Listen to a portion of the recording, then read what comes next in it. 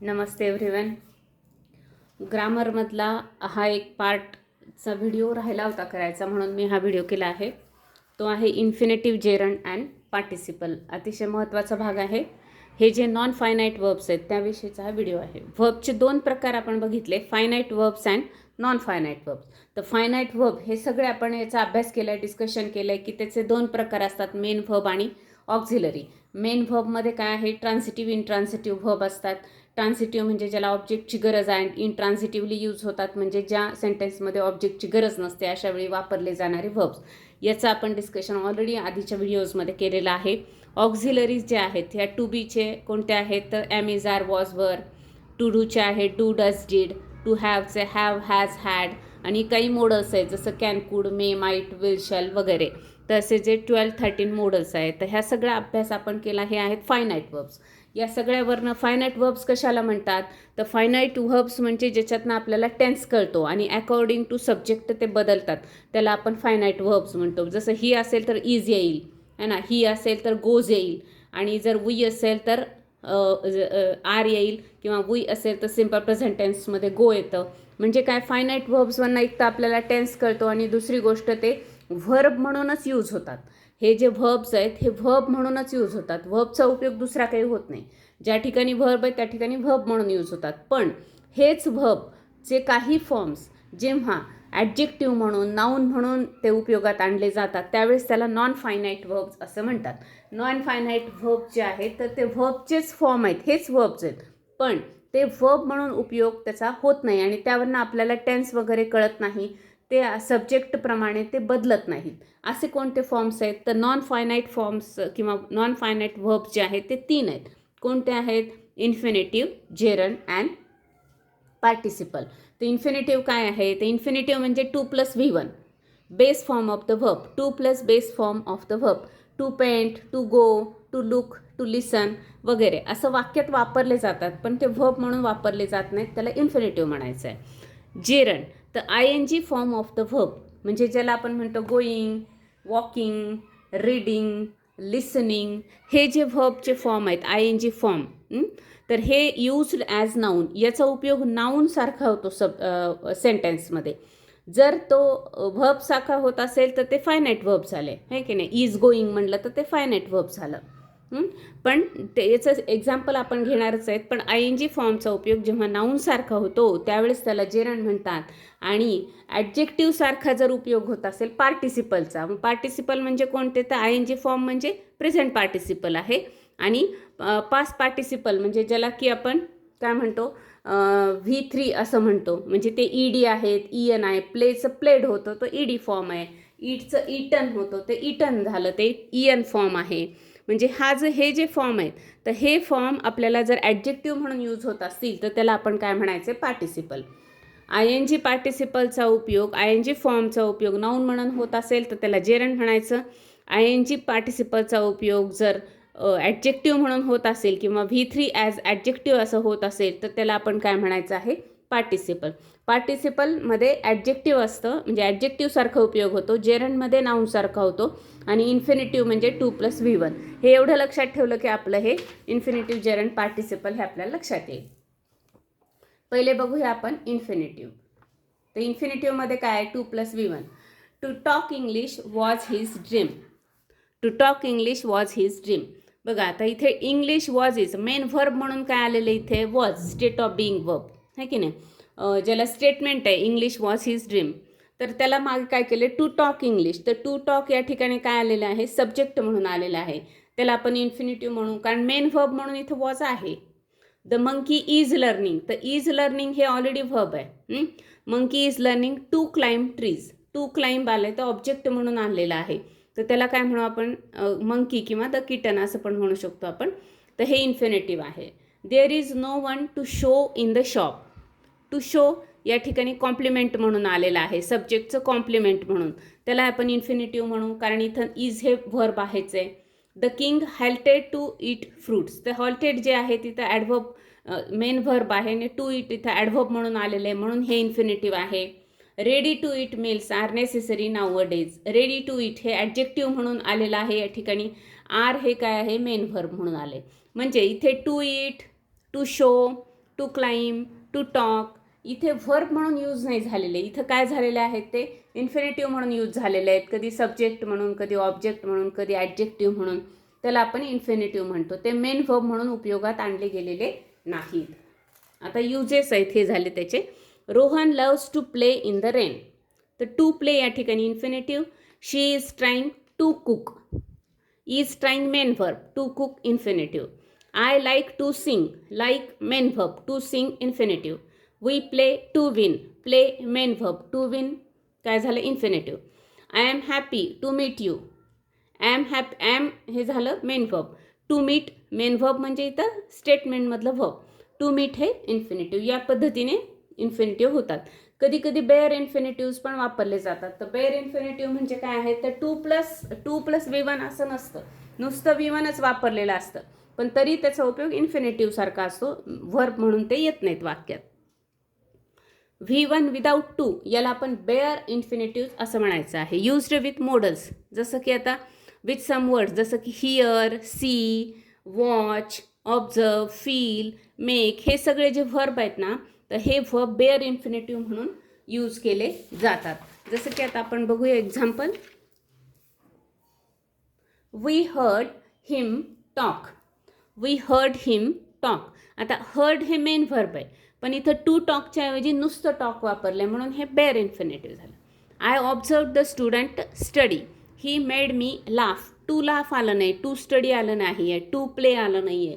He saw her to dance आलं नाही, नुसतं डान्स आलं आहे. तर जेव्हा हे व्हर्ब असतात ना watch, see, make, observe, hear तर त्या वाक्यांमध्ये बेअर इन्फिनेटिव्ह यूज केले जातात. टू प्लस V1 येत नाही, नुसतं V1 यूज केलं जातं as infinitive, not as the main verb. त्यावेळेस त्याला आपण काय म्हणतो इन्फिनेटिव्ह असं म्हणतो. आता बघूया जेरंड. व्हर्ब प्लस ING म्हणजेच काय V4 as a noun use केलं जातं. ING form of the verb used as noun. Playing is my hobby. Playing is my hobby. आता लक्षात घ्यायचं आहे इथं जर हे नाऊनसारखा उपयोग होत असेल तर वाक्यामध्ये नाऊन कुठं येतं, एक तर सब्जेक्टच्या जागी येतं किंवा ऑब्जेक्टच्या जागी येतं नाऊन, हो ना. मग सब्जेक्ट आणि ऑब्जेक्टच्या जागी ING पार्ट आलेला असेल, ING फॉर्म आलेला असेल तर त्यावेळेस तो नाऊन म्हणून उपयोगात आलेला असेल तर त्याला जेरंड म्हणायचं आहे. His favourite pastime is reading books. Reading. He hates visiting crowdy places. तर हेट्स हे मेन व्हर्ब आहे. व्हिजिटिंग या ठिकाणी जेरंड म्हणून आलेलं आहे. Dancing is a type of exercise. Is हे स्टेटमेंट आहे पुढं नाऊनच्या सब्जेक्टच्या जागी आलेलं आहे dancing. Rohan likes singing. Seeing is believing. Seeing आणि believing. Ram is punished for cheating. Cheating noun म्हणून आलेलं आहे. सीइंग, बिलिव्हिंग, सिंगिंग नाऊन म्हणून आलेलं आहे. He likes drinking milk. Drinking noun म्हणून आलेलं आहे. She loves driving. He is interested in painting. Painting, driving या ठिकाणी नाऊन म्हणून सब्जेक्ट किंवा ऑब्जेक्टच्या जागी आलेले आहेत. त्यावेळेस त्याला आपण जेरंड म्हणतो. जेरंडची अजून एक आपल्याला टेस्ट घ्यायची असेल जेरंड आणि इन्फिनेटिव्हची तर they can be replaced with each other. Gerund आणि इन्फिनेटिव्ह एकमेकांसोबत रिप्लेस होऊ शकतात. कसे होतात तर जिथं जेरंड आहे त्याच्याऐवजी तिथे आपण काय करू इन्फिनेटिव्ह यूज करू तर मिनिंगफुल वाक्य होतंय का हे बघूया. Rohan likes singing. Rohan likes to sing. To see is to believe. Ram is punished for to cheat किंवा फॉर कट करायचं. Ram is punished for cheating. आता इथं फॉर असल्यामुळं कदाचित हे मिनिंगफुल होत नाही त्यामुळे इथं येणार नाही. पण he likes to drink milk. She loves to drive. He is interested in to paint किंवा she is interested to paint असं. इथं इन आणि फॉर हे प्रेपोजिशनच्या सोबत आलेलं असल्यामुळं या ठिकाणी प्रेपोजिशनल जेरंड आलेल्यामुळे इथं होणार नाही. पण बाकी ठिकाणी आपण ते रिप्लेस करू शकतो. जर असं रिप्लेस होत असेल तर ते आपल्या लक्षात येतं की हे जेरंड म्हणून आलेलं आहे. जसे ही काही इन्फिनेटिव्हची वाक्य होती आपली. She is trying to cook. She is trying cooking. Rohan loves playing in the river. I like singing. We play to win. तर या ठिकाणी टू विन येणार नाही. आय लाईक सिंगिंग हे बरोबर आहे. तर या पद्धतीने जेरंड आणि इन्फिनेटिव्ह हे मॅक्झिमम काय करतात एकमेकाला रिप्लेस करू शकतात आणि मिनिंगफुल वाक्य बनवू शकतात. पण त्याची खरी आपल्याला जर क्रायटेरिया लक्षात घ्यायचा असेल तर ते नाऊन म्हणून यूज झालं आहे का का मेन व्हर्ब म्हणून झालं आहे यूज वाक्यामध्ये, व्हर्बसारखा उपयोग आहे का नाऊनसारखा, त्यावरनं ते लक्षात घ्यायचं आहे की ते जेरंड आहे का व्हर्ब आहे. तिसरा भाग आहे पार्टिसिपल. तर V3 used as adjective, ING used as adjective. तर V3 म्हणजे कोणता आहे, जसं की डी ज्याच्या शेवटी आहे, ED ज्याच्या शेवटी आहे, EN आणि T, जसं की past participle of the verb. V3 म्हणजे काय, past participle of the verb used as adjective, तर त्याला पार्टिसिपल म्हणायचं आहे. आता पार्टिसिपलचे फॉर्म कोणते ते बघूया आपण. Present participle, past participle, perfect participle. Present पार्टिसिपलमध्ये ING form of the verb आहे. पास्टमध्ये काय, डी, ED, T, EN हे फॉर्म आहेत. जसं पेंटेड, ड्रॉन, इटन, लर्न्ड. ज्याच्या शेवटी टी आहे तो टी फॉर्म, ज्याच्या शेवटी EN आहे तो EN फॉर्म, ज्याच्या शेवटी EN आहे तो N फॉर्म, या पद्धतीने. आणि हे तर ING फॉर्म आहेत. आणि तिसरा आहे परफेक्ट पार्टिसिपल. तर यामध्ये काय असतं, having plus past participle. Action just finished असं असेल तर आपण करतो ते having done, having looked, having written, having plus PP, past participle, त्याला परफेक्ट पार्टिसिपल असं आपण म्हणतो. तर हे सगळे पार्टिसिपलचे जे फॉर्म आहेत हे सगळे जर ॲडजेक्टिव्ह म्हणून यूज होत असतील सेंटेन्समध्ये तर त्याला आपण पार्टिसिपल असं म्हणतो. सी द बाथिंग सूट. आता बघा, सूट हे नाव नाही, कसला सूट, बाथिंग सूट. तर बाथिंग हे काय झालं आहे, या शब्दामुळे आपल्याला याचं माहिती कळाली म्हणून हा ॲडजेक्टिव्ह झालेला आहे. नाईस सूट, ब्युटिफुल सूट, काय म्हणू आपण त्याला, सफिशियंट नाही म्हणता येणार, परफेक्ट सूट. तर हे सगळे जसं ॲडजेक्टिव्हसारखं काम करतात सूट या नाऊनसाठी, तसं बाथिंग हा जो ING फॉर्म आहे तर याचा उपयोग पण कशासारखा झालेला आहे, ॲडजेक्टिव्हसारखा. This is the painted house. कसला हाऊस आहे, painted. Walking shoes, running shoes. We saw birds chipping. कसे बर्ड्स आहेत, चिपिंग करणारे. ते ऑब्झर्वड अस रीडिंग. आम्ही कसे आहेत, रीडिंग करत असणारे आहोत. म्हणून हे ING पार्टिसिपलचा उपयोग ॲडजेक्टिव्हसारखा झाला म्हणून त्याला आपण काय म्हणतो, पार्टिसिपल असं म्हणू शकतो. त्यानंतर बघूया आपण